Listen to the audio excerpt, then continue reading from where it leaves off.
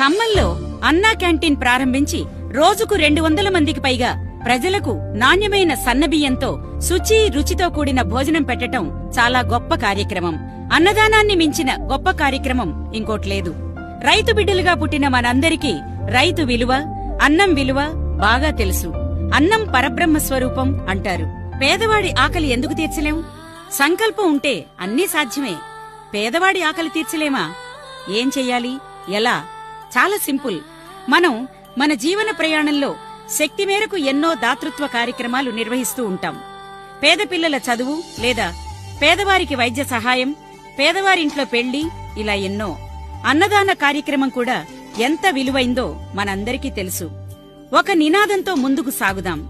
మన ఇళ్లల్లో ఆర్థిక స్తోమత అనుసరించి పిల్లల పుట్టినరోజు ఉత్సవాలు, వివాహ కార్యక్రమాలు, వివాహ వార్షిక ఉత్సవాలు నిర్వహిస్తాం.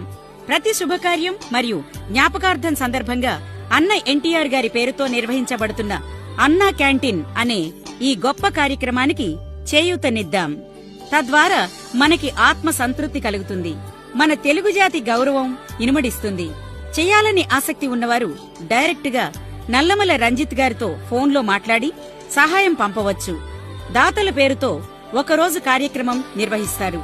ఈ కార్యక్రమం రాజకీయాలకు అతీతంగా ఖమ్మం నగరంలో ఏర్పాటు చేసిన అన్నా క్యాంటీన్ నిర్విఘ్నంగా నిరంతరంగా నడుస్తుంది అని చెప్పటానికి సంతోషిస్తున్నాం.